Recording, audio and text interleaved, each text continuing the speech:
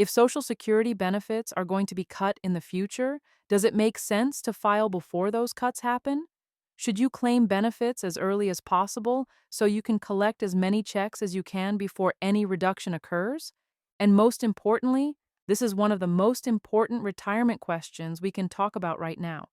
Because in 2026, we're seeing something we haven't seen at this scale before, a large and sudden increase in the number of people filing for Social Security early.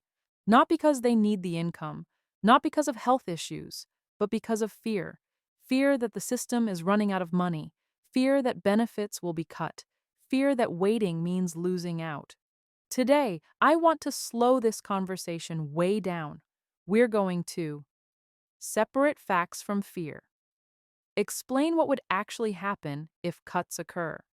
A large and sudden increase in the number of people filing for Social Security early, not because they need the income, not because of health issues, but because of fear.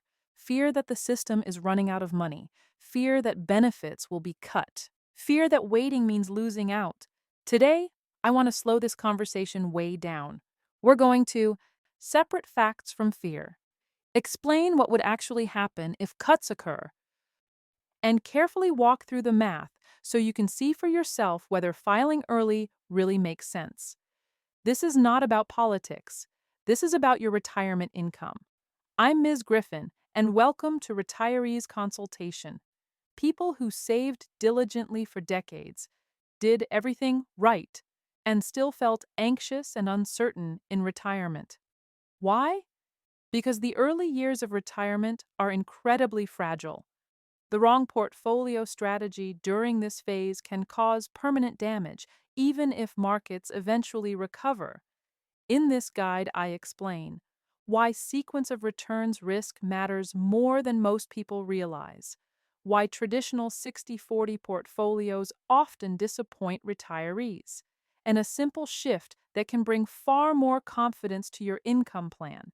You can download it instantly using the link in the description. All right, let's get back to Social Security. The surge in early filings. Recently, the Associated Press ran a nationwide survey to understand why so many people are suddenly filing early. They looked at two groups. One, people who had just started receiving benefits or were about to file. Two, people who had already been receiving benefits for at least 1 year. The results were striking. Among new filers, 49% said they filed early because they were worried Social Security would run out of money. Now compare that to the second group. Among people who had been receiving benefits for over a year, only 16% said that fear influenced their decision. That's not a small change. That's a dramatic shift in behavior. And it tells us something important. People aren't filing early because the math suddenly changed. They're filing early because the narrative changed. What else is driving the fear? The survey revealed several other major changes. Over 20% of new filers said they filed early because of reduced staff or limited access to in-person Social Security services just 1 year earlier. That number was 5%. Another 17% said they filed early because they had difficulty reaching the Social Security Administration online or by phone a year earlier. That was only 3%. And 15% cited concerns about waste, fraud, or mismanagement within the Social Security Administration previously, just 4%. These are not subtle changes. They reflect a growing belief that if I don't act now, I may lose control later.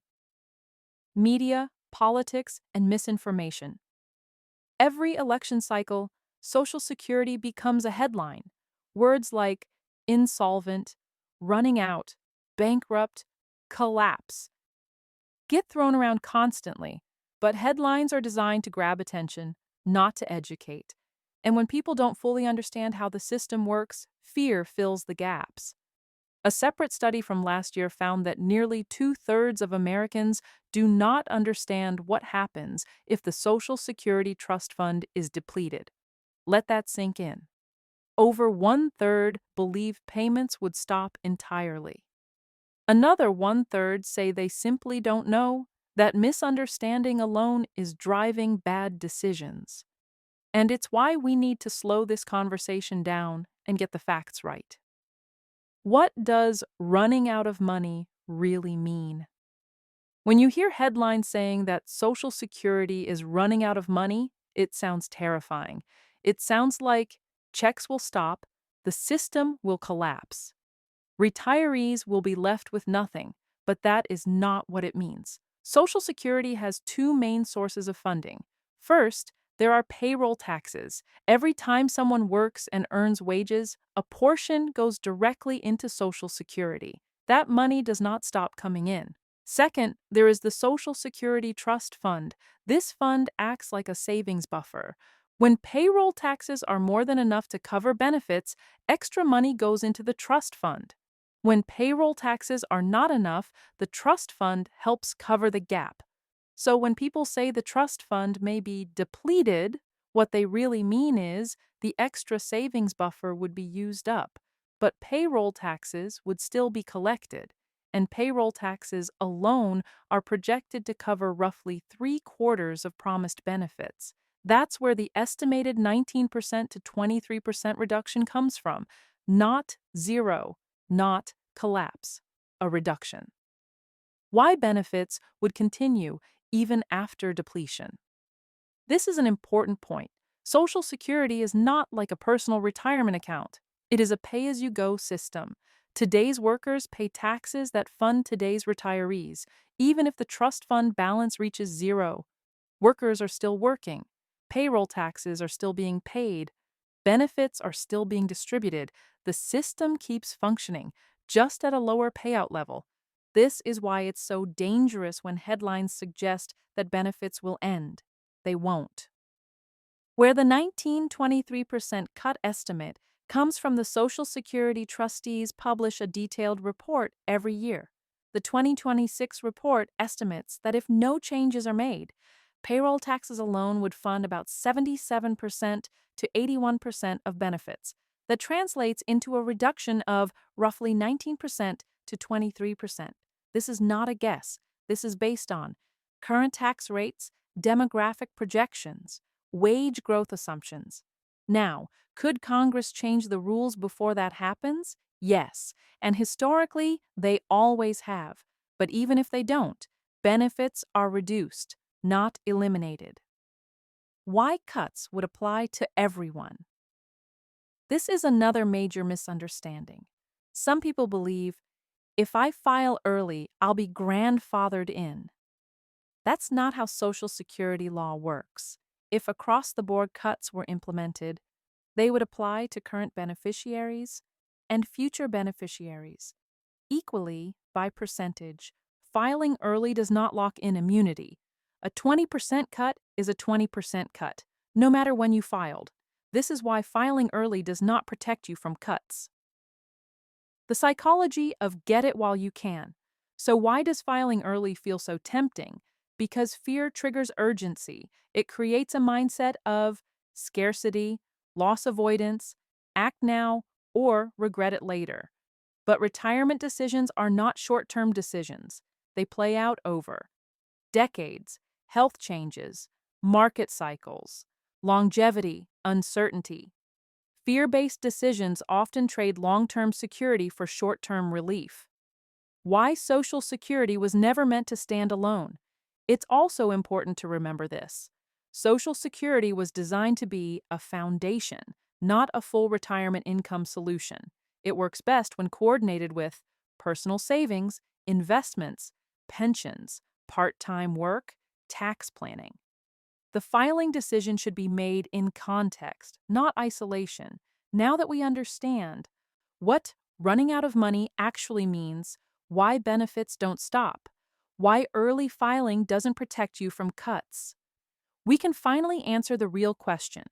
Does filing early still make sense financially if cuts occur? In Part 3, we'll do the math slowly and clearly. We'll walk through break-even ages, life expectancy, inflation, longevity risk, survivor benefits, so you can see the full picture, not just one number. Why we need to talk about math. without making it scary. At this point, we've cleared away a lot of fear. We know Social Security does not suddenly disappear. Filing early does not protect you from benefit cuts. Headlines often exaggerate the risk. Now we need to do something even more important. We need to slowly and carefully walk through the math. And I want to say this up front. You do not need to be good at math to understand this. What matters is not the formulas. What matters is the trade off you're making. Smaller checks for longer versus larger checks for fewer years. That's it. Everything else builds on that idea. Let's use a clean, realistic example so we're all talking about the same thing. Assume your full retirement age benefit is $3,000 per month. Your full retirement age is 67. Now let's look at two common filing ages. Filing early at 62, filing at 67. If you file at 62, your benefit is permanently reduced. You receive checks for 5 extra years if you wait until 67. Your benefit is higher, but you receive fewer total payments. Neither choice is automatically right or wrong. The question is, which one produces more total income over your lifetime? What break even age really means, you'll hear people talk about a break even age. Let's define that clearly. The break even age is the age at which the total dollars received from waiting to file becomes greater than the total dollars received from filing early. Before that age, filing early produces more total income. After that age, waiting produces more total income. That's all break even means. It does not mean that one choice is better in every situation. Break even without any benefit cuts. First, let's assume no Social Security cuts at all. In most cases, when comparing filing at 62 versus filing at 67, the break even age typically falls around 75 to 76 years old. That means if you live past your mid 70s, waiting tends to pay off. If you pass away earlier, filing early tends to pay off. This is why health and longevity matter so much. Now, add a realistic benefit cut. Now let's layer in the fear that's driving so many early filings. Assume a 23% across-the-board benefit cut. Remember, this cut applies whether you file early or late. The percentage is the same for everyone. What happens to the break-even age? It shifts slightly. Instead of breaking even around age 75 or 76, it moves to around age 77 or 78. So yes, technically, if benefits are cut and if you pass away before your late 70s, filing early could result in more total dollars. But that's not the whole story. Why break-even analysis is incomplete. This is where many people stop their analysis. And that's a mistake.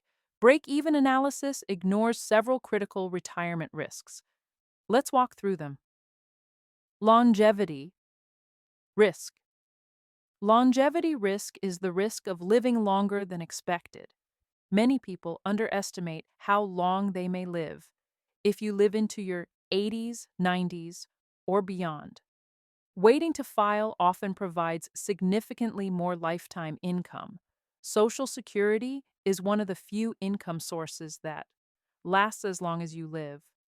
Adjusts for inflation that makes higher monthly benefits extremely valuable later in life. Inflation. Risk Social Security includes cost of living adjustments. A higher starting benefit means larger dollar increases over time. A smaller benefit may look fine early on, but inflation erodes purchasing power slowly and quietly. This is especially important in healthcare costs, long retirements, single income households, survivor benefits. This is one of the most overlooked factors. If you're married, the higher earning spouse's benefit can become the survivor benefit. Filing early permanently reduces that benefit. That reduction can affect your spouse's income for the rest of their life. In many cases, waiting is less about you and more about protecting the surviving spouse. Tax and portfolio interaction. Social Security does not exist in isolation. The timing of benefits interacts with IRA withdrawals, required minimum distributions, tax brackets, Medicare premiums. Filing early can sometimes increase taxable income later, force higher RMDs, reduce tax planning flexibility. Waiting can provide a larger guaranteed income base, more control over withdrawals, better coordination with your portfolio. Why fear distorts good decisions. Here's the heart of this entire discussion. Filing early because of fear of cuts feels logical, but when you step back, you realize cuts apply either way. Early filing doesn't shield you. The downside risks of filing early are permanent. Fear focuses on what you might lose. Good planning focuses on what you need over decades. Before we talk about when filing early makes sense, I want to say something very clearly. Filing early is not a mistake. Waiting is not automatically smarter. The mistake is making this decision out of fear, based on headlines. Without context, Social Security is not a bet. It's not a race, and it's not something you win by acting first. It's a risk management decision. Once you view it that way, everything becomes clearer. When filing early can make sense, there are very legitimate reasons to file early. Let's walk through them calmly. 1. Serious health concerns. If you have a shortened life expectancy, a serious medical condition, a strong family history of early mortality, then filing early may absolutely make sense. In this case, the goal is maximize income while you're alive. This is not about beating the system. It's about aligning benefits with reality. 2. You need the income to cover essential expenses if Social Security is needed to. Pay rent or a mortgage, cover food and utilities, keep the lights on. Then filing early may be the right choice. Retirement planning should never require excessive stress, debt accumulation, portfolio panic. Income stability matters. 3. You are single with no survivor considerations. If you are unmarried or your spouse will not rely on your benefit, then survivor benefit optimization may not be relevant. This removes one of the strongest arguments for waiting. 4. You have a very strong guaranteed income base. If you already have a pension, strong annuity income, or other guaranteed sources, then Social Security may play a smaller role. In that case, flexibility increases. When waiting tends to make more sense. Now, let's look at situations where waiting often provides more security. 1. You expect a long retirement. If you are in good health, active, with longevity in your family, then waiting often acts as longevity insurance. Higher monthly benefits matter most. Later in life, when portfolios may be smaller, when flexibility is limited. 2. You are married and the higher earner. This is one of the most important cases. Your benefit may become your spouse's survivor benefit. Filing early permanently reduces your check and their future income. Waiting is often less about you and more about protecting the survivor. 3. You want more inflation. Protection cost of living adjustments are based on your starting benefit. A higher starting point means larger dollar increases over time. That matters tremendously over 20-30 years of retirement. 4. You want more tax and planning flexibility. Delaying benefits can allow you to strategically withdraw from IRAs, reduce future required minimum distributions, manage Medicare premium thresholds, smooth taxable income. This flexibility often adds hidden value. The biggest mistake I see is this: treating Social Security as a standalone decision. It's not. It interacts with your portfolio, your tax strategy, your healthcare costs, your spouse's income, your longevity risk. When viewed alone, early filing may look appealing. When viewed in context, it often looks very different. Here's a simple way to think about this. Ask yourself: 1. Do I need the income right now? 2. How long might I realistically live? 3. Is there a spouse who depends on my benefit? 4. How does this decision affect taxes and withdrawals? 5. Am I deciding from fear or from a plan? If fear is driving the decision, pause. Fear shortens timelines, planning expands them. Let's close the loop on the fear of cuts. Yes, changes may come. Yes, benefits may be reduced. But remember, cuts apply either way. Filing early does not shield you. The difference is usually smaller than people think. The risk of locking in a permanently smaller benefit can be greater than the risk of future cuts.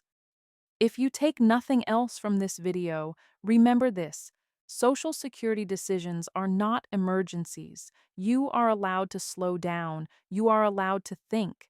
This is one of the most personal decisions in retirement. There is no universal right answer, only the answer that fits your life.